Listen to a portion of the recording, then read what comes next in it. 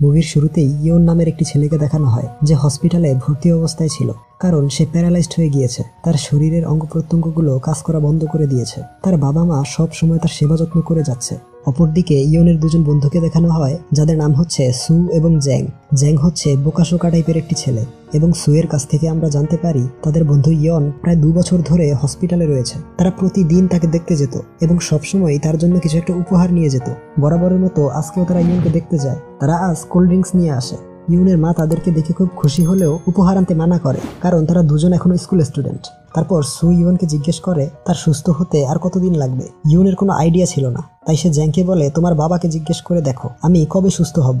Actually জ্যাংয়ের বাবা ছিলেন একজন ডক্টর যিনি ইয়নের চিকিৎসা করতেন। তিনি ইয়নের বাবা মাকে বলেন ইয়নের অবস্থা দিন দিন অবনতি হচ্ছে, সে হয়তো আর বেশি দিন বাঁচবে না। এই শুনে তার মা খুবই ইমোশনাল হয়ে পড়ে। তার সাহস হয় না ইয়নের সামনে গিয়ে দাঁড়ানোর। তার বাবা জিজ্ঞেস করে তোমার কোনো শেষ ইচ্ছা থাকলে প্লিজ আমাদেরকে বলো। এরপর রাতের বেলা জ্যাং তার বাবার কাছে কিছু টাকা চায়। সে রেগে গিয়ে বলে গতকালকেই তো কতগুলো টাকা নিলে। জ্যাং বলে ইয়নকে দেখতে গিয়ে সব টাকা শেষ হয়ে গিয়েছে।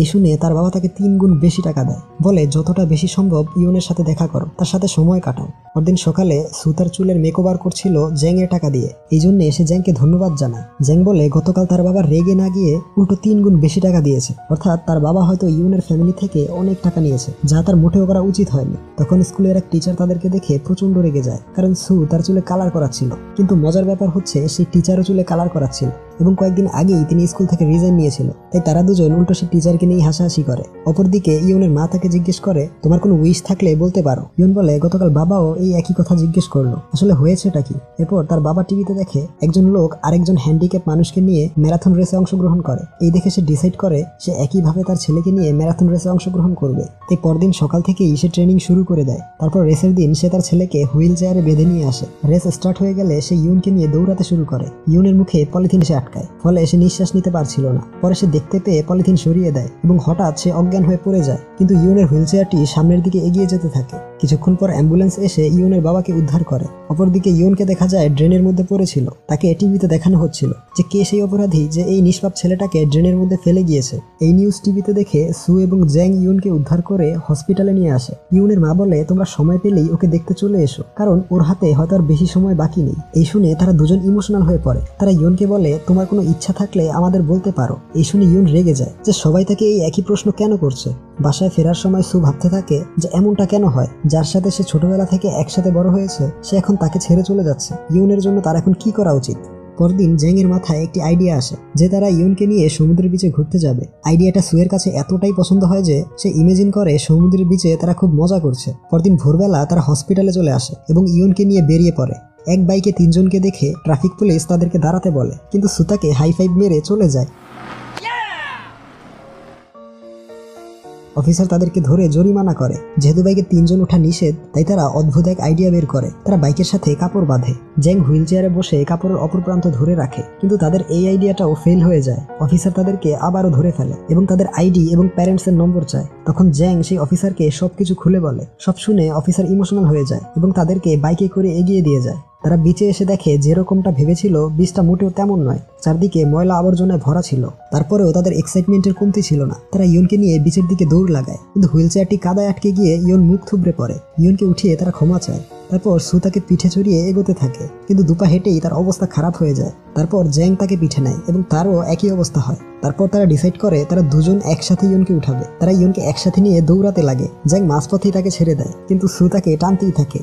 এরপর তারা ইয়নকে নিয়ে সমুদ্রে গোসল করতে যায়। 3 জন একসাথে ডুব দেয়। তখন ইয়ন ডুবে যায়। কিছুক্ষণ খোঁজাখুঁজির পর তারা তাকে উদ্ধার করে। তারপর কাপড় শুকানোর সময় তারা ভাবে তারা আসলে যেমনটা ভেবেছিল আজকের দিনটা মোটেও তেমনটা ছিল না। তারপর তারা ইয়নকে নিয়ে পার্লারে আসে, কিন্তু তার শরীর কিছুটা খারাপ হয়ে যাওয়ায় তারা ইয়নের বাবা মায়ের কাছে ফোন করে। ইয়নের মা তাদের দুজনের উপর প্রচন্ড রেগে যায়। পরদিন তারা দুজন ইয়নের মায়ের কাছে এসে সরি বলে এবং সে তাদেরকে ক্ষমা করে দেয়, কিন্তু ইয়ন তাদের সাথে কথা বলছিল না। এতে তারা দুজন খুবই ভয় পেয়ে যায় যে ইয়ন হয়তো তাদের উপর রেগে আছে, কিন্তু ইয়ন আসলে তাদের সাথে মজা করছিল। সে হেসে দিয়ে বলে আমি সুস্থ হয়ে উঠলে আমরা আবারও ঘুরতে যাব। তারা দুজন বলে হ্যাঁ অবশ্যই। তখন ইয়ন বলে নাটক করার কোনো দরকার নেই। আমি জানি আমি আর বেশি দিন বাঁচবো না। সবাই যখন আমার ইচ্ছা সম্পর্কে জিজ্ঞেস করছিল আমি তখনই বুঝে গিয়েছিলাম। আমার বাবা পাগলের মতো এক্সারসাইজ করছিল। তোমরা আমাকে ঘুরতে নিয়ে কত কষ্টই না করলে। ইয়ন সুকে স্মোকিং করতে মানা করে। সে আরো বলে আমার দুটো শেষ ইচ্ছা রয়েছে। প্রথমটা হচ্ছে আমি মারা যাওয়ার পরে তোমরা আমার বাবা মায়ের খেয়াল রাখবে, আর দ্বিতীয়টা হচ্ছে আমি এরকম বাচ্চাদের মতো মরতে চাই না। আমি একটা প্রেম করতে চাই। আমি যে মৃত্যুর আগে আমার একটা গার্লফ্রেন্ড থাকবে। সু বলে এটা তো খুবই সহজ, তোমার এই ইচ্ছাটা অবশ্যই পূরণ করবো। জ্যাং বলে তুমি কি পাগল? এটা মোটেও সহজ কাজ নয়। কিন্তু সু ফুল কনফিডেন্সে ছিল। তারপর তারা প্ল্যান করে যে তাদের পরিচিত মেয়েদেরকে রিকোয়েস্ট করবে ইয়নের সাথে প্রেম করার জন্য। তারা তাদের কাজে লেগে পড়ে এবং সবার কাছ থেকে একটি করে চর খেয়ে ফিরে আসে। একটি মেয়ে তো জ্যাংকে দেখেই চর লাগিয়ে দেয়। জ্যাং বলে আরে এখনো তো কথাই শুরু করিনি। মেয়েটি বলে অন্য মেয়েরা বললো যে টাইম ওয়েস্ট না করে চর মেরে চলে আসতে, তাই মারলাম। এরপর তারা দুজন আর কোনো উপায় খুঁজে পাচ্ছিল না। তখন সু জ্যাংকে বলে তোমার বোনের সাথে আমরা কথা বলে দেখতে পারি, সে হয়তো রাজি হবে। এই শুনে জ্যাং প্রচন্ড রেগে গেলেও আর কোনো উপায় না থাকায় সে তার বোনকে জিজ্ঞেস করে। তার বোন তাদের বাবার কাছে বলে দেয় এবং জ্যাং প্রচুর মার খায়।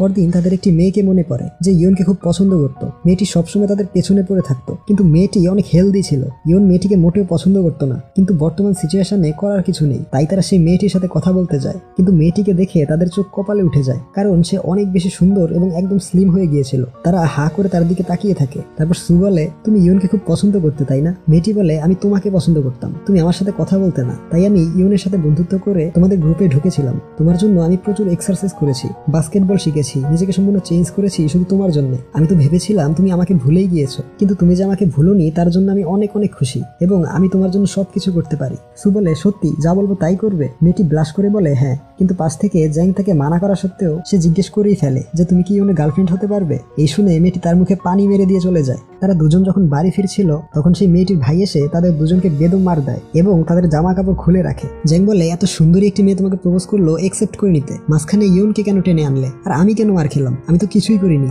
সু বলে ওসবে আমার কোনো কষ্ট নেই, কষ্ট হচ্ছে এই ভেবে যে মেয়েটা এত সুন্দরী হয়ে যাবে এটা আগে কেন বুঝতে পারিনি। সুয়ের গায়ে কিছু কাপড় থাকলেও জ্যাং এর কোনো কাপড় ছিল না, সে পলিথিন পরেছিল। তারা এক বাস স্ট্যান্ডে আসে, সেখানে একটি মেয়ে তাদেরকে দেখে চোর ভেবে পালিয়ে যায়। তখন সেখানে পুলিশ চলে এসে তাদেরকে চোর ভেবে তাড়া করে এবং সুকে ধরে ফেলে। জ্যাং লুকিয়ে ছিল। সু বলে ওই দেখো জ্যাং লুকিয়ে আছে, ওকেও ধরো। পুলিশ জ্যাংকেও ধরে ফেলে।